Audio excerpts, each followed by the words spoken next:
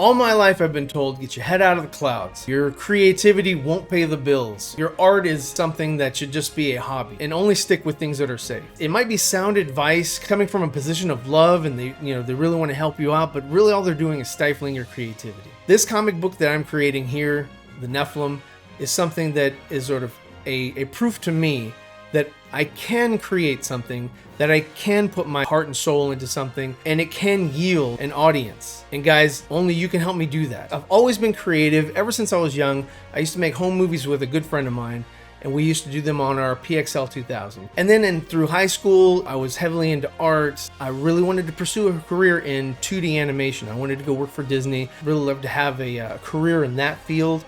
I used to draw comic characters and things like that during class, of course not paying attention to the teacher, which I don't recommend. I was always told, hey, follow what's safe, get into IT, get into tech. And then when Adobe Photoshop came out and Illustrator, I was like, hey, you know what? I can actually learn using or having that as an outlet for my creativity. And so I've been using that since 2001, done a lot of high profile and not so high profile logos, and it's been a good side hustle. But I've always had that sort of, yearning for creativity and just wanting to show things to people. So rewind a couple years, The Phantom Menace had just come out in 1999. I was enthralled. I didn't think much of the story, but I thought the visuals were fantastic. I thought that, hey, you know what? My creative juices are flowing again. Let me sit down and write a Star Wars script. I did, and I wrote something that was 90 minutes long. I got in touch with a lot of people that were in that community. I was on a website called theforce.net. I did a lot of art for them, and they posted that a long time ago. But then I started creating concept designs and started working on my own Star Wars film called A Rising Threat in Maya, in 3D Max, in Lightwave. We're starting to create this universe, and we set it X amount of years in the future from Return of the Jedi because, of course, the Star Wars sequels hadn't been announced or anything yet. It was fertile ground, and we came up with a lot of really cool ideas. We shot the film, got that completed, started working in post-production, got all of the film edited, started working with some compositing, and then computer crash, lost a couple of key models and relationships. Life just happened, and I couldn't pursue that any longer because, again, there was a lot of things going against myself and then a lot of things going against the people that I was collaborating with. I relied too heavily on other people to help out with finishing that project. And then a few years later, something new came out and it sort of got my creative juices flowing again. And it was this game here, which is the DC Universe Online. And with this game, you could create your own hero or create your own villain. You had the opportunity to create your own characters from almost scratch. And so for myself and my children, I played that with them. We all got to sort of interact and create this world within a world. And that's sort of where our characters from the Nephilim and beyond have come from or stemmed from. And that is something that I really cherish and hold dear. With this first comic, it is going to catapult some other characters that we've come up with. And after I created concept sketches, we came up with backstories. We came up with different supporting characters, and it was really fun. I said, you know what, this is something I would love to pursue.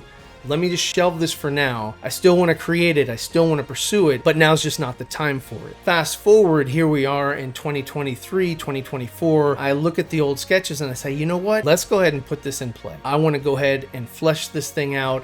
So the next thing I did was I bought a Wacom tablet, and that was really a game changer for me because up until that point, if you wanted to do any sort of drawing digitally, you had to do it sort of on a mouse pad or on a flat surface, and it was sort of disconnected. You'd be drawing down here just like a mouse, and then you would see on your screen above, where your pen was. The old generation of tablet screens, they had such huge parallax that I didn't like that either because there was such a gap between the cursor on the screen and the pen that was above the pane of glass, which was also acted as a shield so you didn't scratch your surface. So when Wacom came up with a tablet, I got into that because I was like, wow, you know what? This is what I've been waiting for. Something that really feels like I'm drawing on a sheet of paper.